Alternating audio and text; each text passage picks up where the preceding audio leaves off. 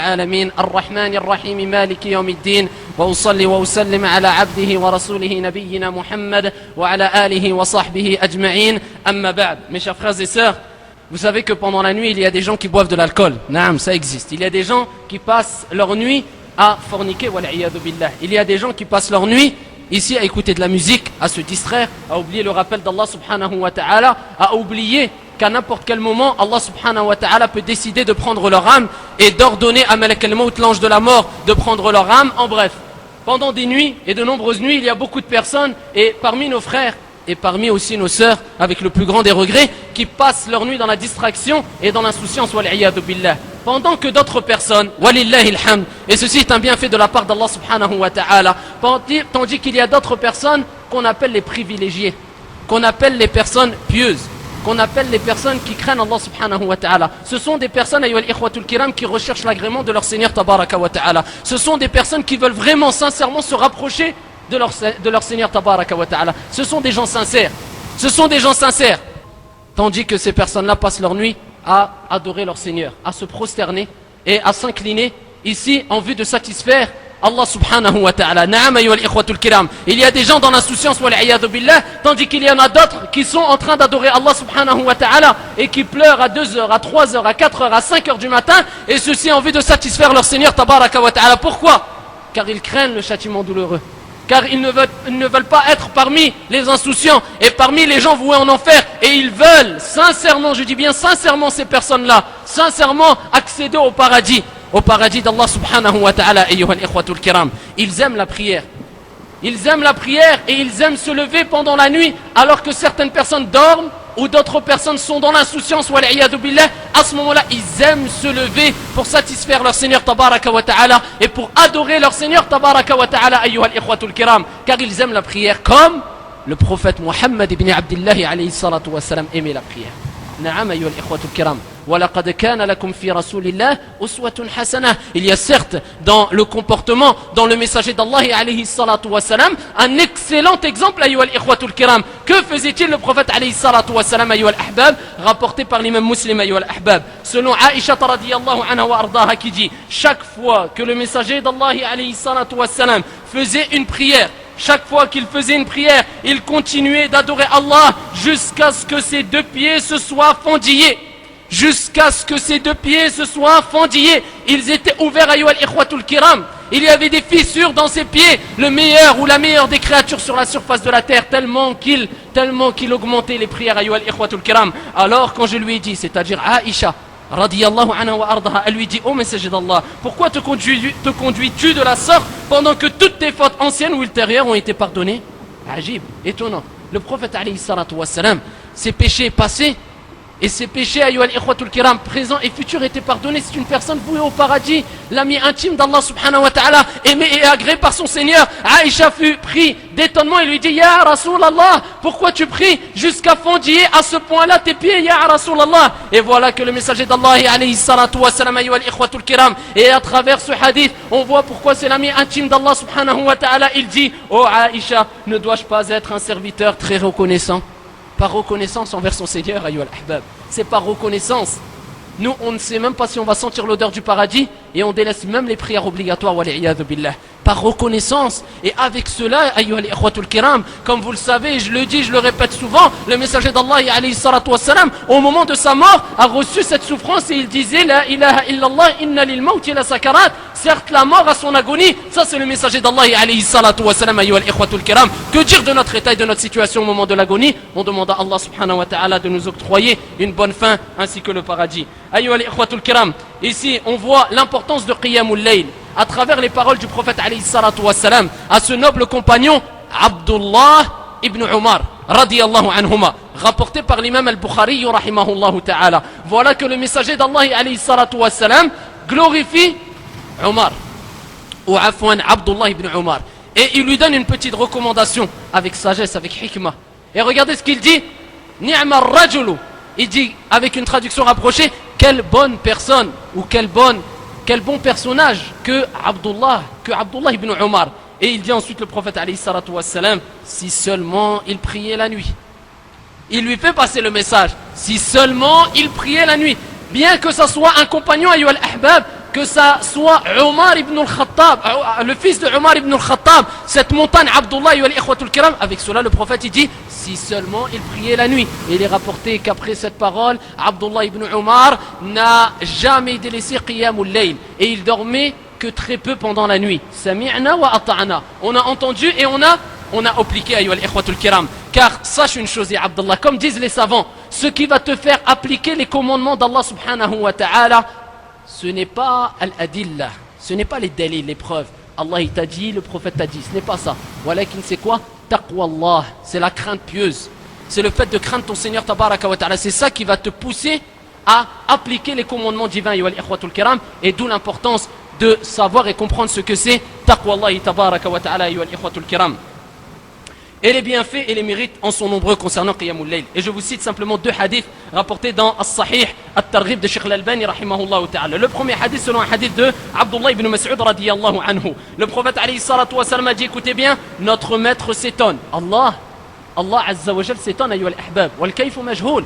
Wala tushabbih wala tumathil wala tukayyif. Allah s'étonne ya Abdullah. Allah s'étonne de deux hommes et parmi ces deux hommes, l'un se retire de son lit et de sa couverture et s'arrache ici de son épouse et ici sépare de son épouse ayyuha al-Ikhwatul Kiram pour se livrer à la prière pendant la nuit. Allah subhanahu wa ta'ala dit à son propos, ô mes anges, il parle aux anges de cette personne ayyuha al-Ikhwatul Kiram et il dit, ô mes anges, regardez mon serviteur qui se retirait de son lit et de sa couverture et s'est arraché à sa bien-aimée pour se livrer à la prière histoire d'obtenir ma récompense et par crainte de mon châtiment. Ça c'est Allah subhanahu wa ta'ala qui parle et qui fait honneur à cette personne ayyuha al-Ikhwatul Kiram qui s'arrache de son lit pour adorer Allah subhanahu wa ta'ala. Dans un autre hadith ayyuha al-Ikhwatul Kiram selon Abdullah ibn Amr ibn al-As radiyallahu anhu arda, dit que le prophète alayhi salatu wa sallam a dit, quiconque récite 10 versets dans une prière nocturne, tu récites 10 versets pendant la prière de la nuit, 10 versets simplement, 10 versets ayyuha al-Ikhwatul Kiram, ne sera pas inscrit parmi les distraits, parmi les insouciants. Juste si tu lis 10 versets pendant ta prière de nuit, tu ne seras pas inscrit parmi les distraits. Et quiconque récite 100 versets pendant ta prière de nuit, 100 versets sera inscrit parmi les dévots. Et quiconque récite 1000 versets sera inscrit avec une traduction rapprochée, parmi les personnes qui auront d'énormes quantités de récompenses. Ils auront d'énormes quantités de récompenses, ayyuha al-Ikhwatul Kiram, rapporté par l'imam Muslim. Le prophète alayhi salatu wa sallam a dit, la meilleure prière après la prière obligatoire, la meilleure, il n'y a pas de meilleure, la meilleure prière après la prière obligatoire. Donc on sait que la prière obligatoire est meilleure que cette prière, mais après la prière obligatoire, la meilleure est, comme le prophète alayhi salatu wa sallam a dit, la prière, bien sûr, la prière de la nuit. Et quand tu es touché de tristesse et de soucis et d'angoisse et de malheur, quand il t'arrive des malheurs, ya Abdallah, remets-toi-en à Allah subhanahu wa ta'ala et invoque Allah azza wa jal. Et pour cela, choisis le meilleur des moments, ou les moments qui font partie plutôt des meilleurs moments. C'est quel est ce moment, ayyuha al-ahbab? Quel est ce moment? Et le prophète alayhi salatu wa salam nous rappelle dans un hadith rapporté par Muslim et d'autres, selon Abu Hurayrata radiyallahu anhu wa arda, qui dit que le prophète alayhi salatu wa salam a dit, chaque dernier tiers de chaque nuit, le dernier tiers de la nuit, fais le calcul, cherche ce dernier tiers, ya Abdullah, pendant que la majorité des gens dorment ou sont insouciants wal'iyadhu billah dans l'amusement et ils ont oublié qu'Allah les regarde, wa ma kana rabbuka nasiya, et que ton Seigneur n'oublie rien, pendant que ces gens sont insouciants et pendant que l'autre majorité des gens sont en train de dormir en oubliant ici qu'Allah subhanahu wa ta'ala aime ceux qui se lèvent à ce moment-là. Il y a des gens qui recherchent le dernier tiers de la nuit. Pourquoi? Le prophète alayhi salatu wa salam dit, chaque dernier tiers de la nuit, Allah lui-même, Allah descend au ciel le plus bas et dit, qui m'invoque afin que je l'accueille, que j'accepte son invocation. Donc Allah il te dit au dernier tiers de la nuit, qui m'invoque, que j'accepte son invocation. Toi tu veux demander quelque chose à Allah, cherche le dernier tiers de la nuit, lève-toi, lève tes mains au ciel, avec sincérité, ayyuha al-Ikhwatul Kiram, et sache que c'est Allah qui accepte les invocations et demande, ya Allah, j'ai besoin de ça. Allah azza wa jalla à ce moment dit, Allah azza wa jalla à ce moment-là dit, qui m'invoque que j'accepte son invocation, qui me demande afin que je lui donne, et il dit Allah azza wa jalla lui-même, et qui m'implore pardon afin que je lui pardonne. Toi qui as péché jour et nuit, toi qui as besoin de quelque chose, toi qui as une demande auprès d'Allah subhanahu wa ta'ala, lève-toi au moment où Allah descend au ciel le plus bas, et lève tes mains au ciel, et sache qu'Allah subhanahu wa ta'ala acceptera bi'idnillahi tabaraka wa ta'ala ton invocation, et demande à Allah à ce moment-là, alors que Allah dit, qui veut quelque chose, qui demande que je lui donne, qui m'invoque, qu'il demande que j'accepte son invocation, qui m'invoque, qui demande que j'accepte son invocation, et qui m'implore le pardon, afin que je lui pardonne. Et on sait, ayyuhal ikhwatul kiram aussi, que le fait de se lever la nuit, ce n'est pas facile, et que c'est une particularité des pieux, c'est une particularité des gens pieux, ayyuhal ikhwatul kiram. Et Allah Azza wa Jal montre que c'est une particularité des gens pieux. Et il dit dans le Coran al-Karim, les pieux seront dans des jardins et parmi des sources. Les pieux, ayyuhal ahbab, seront dans des jardins, ayyuhal ahbab, dans le paradis, dans des jardins parmi des sources, recevant ce que leur Seigneur leur aura donné, car ils ont été auparavant des bienfaisants. Ils dormaient peu la nuit, c'est Allah Azza wa Jal qui le dit, ayyuhal ikhwatul kiram. Ils dormaient peu la nuit, et aux dernières heures de la nuit, ils imploraient le pardon d'Allah. C'est pour ça qu'on a dit que le paradis est pour les pieux, ayyuhal ikhwatul kiram. Et ce n'est pas n'importe qui va rentrer facilement, je dis, facilement au paradis. Certes, beaucoup de gens, walillahi alhamd, et ceci par la miséricorde d'Allah subhanahu wa ta'ala, rentreront au paradis. Lakin facilement, et qui auront un haut degré au paradis, ce n'est pas donné à tout le monde. Allah Azza wa Jal dit, ils dormaient peu la nuit, et aux dernières heures de la nuit, ils imploraient le pardon d'Allah. Et dans leurs biens, il y avait un droit aux mendiants et aux déshérités. Et quelle est leur récompense, ayyuhal ikhwatul kiram? À part, bien sûr, ce qu'on vient de citer, il y a d'autres récompenses citées dans le Coran al-Karim. Allah Azza wa Jal, où le prophète alayhi salam les rappelle, dans un hadith rapporté par Ibn Majah, avec une chaîne de transmission bonne, il dit, le prophète alayhi salam, écoutez bien, il y a au paradis des chambres. Il y a au paradis des chambres. L'intérieur est visible de l'extérieur, et l'extérieur est visible de l'intérieur. Allah Azza wa Jal les a préparés pour ceux qui ont donné à manger, qui ont nourri les gens. Les savants disent, ce n'est pas que les pauvres. C'est-à-dire, si toi tu as l'habitude de nourrir les gens, des invités, même si, alhamdoulilah, ils sont dans l'aisance, mais tu as cette habitude d'inviter beaucoup des gens, ainsi que bien sûr en priorité, tes proches parmi ta famille et les nécessiteux. Et était doux dans ses paroles. C'est pour qui?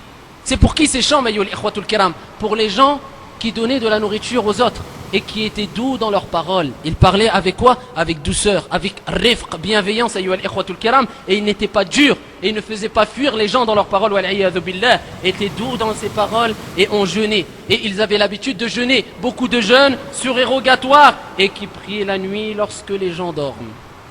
Pendant que les gens dorment, toi tu te lèves, et ça c'est une preuve de ta sincérité. Si toi tu as le doute, est-ce que je suis sincère ou pas? Beaucoup de frères posent la question, j'ai des doutes. Ce n'est pas le sujet, la sincérité au jour d'aujourd'hui. Ala kulli hal, parmi ces remèdes, quant à ces doutes, regarde, est-ce que tu es capable de te lever pour faire la prière de la nuit? Est-ce que ici, tu es capable de te lever et de prier pendant la nuit? Si oui, sache que bi'idnillah, tu es sincère. Car au moment où tu te lèves pendant la nuit, qui te voit? Personne ne te voit si ce n'est qu'Allah subhanahu wa ta'ala. Ça c'est une preuve que tu es sincère envers ton Seigneur tabaraka wa ta'ala. Et c'est les critères aussi. Ça fait partie des critères des serviteurs du miséricordieux. Allah Azza wa Jal dit dans le Coran, wa ibadur rahman alladhina yamshuna ala al-ardi hauna. Les serviteurs du miséricordieux sont ceux qui marchent humblement sur la terre, qui lorsque les ignorants s'adressent à eux, ils disent salam, ils disent paix, et qui passent les nuits prosternés et debout devant leur Seigneur tabaraka wa ta'ala. Allah Azza wa Jal parle de ces personnes dans le Coran al-Karim, et regardez de laquelle façon Allah subhanahu wa ta'ala parle de ces personnes, de ces privilégiés qui se lèvent la nuit pour l'adorer, et il dit, ils s'arrachent, tatajafa junubuhum anil madaji', avec une traduction approchée, ils s'arrachent de leur lit, ayyuhal ikhwatul kiram. Ils s'arrachent de leur lit pour invoquer leur Seigneur par crainte et espoir. Tu t'arraches de ton lit car on sait que c'est un effort considérable, le fait de te réveiller alors que tu es très fatigué. Ce n'est pas donné à tout le monde et ce n'est pas facile. Et je parle pour moi le premier. Et Allah m'en est témoin. Ce n'est pas facile de se lever pendant la nuit. Lakin Allah subhanahu wa ta'ala rappelle leur mérite. Et il dit, ils s'arrachent de leur lit pour invoquer leur Seigneur, par crainte et espoir. Et ils font largesse de ce que nous leur attribuons. Aucun être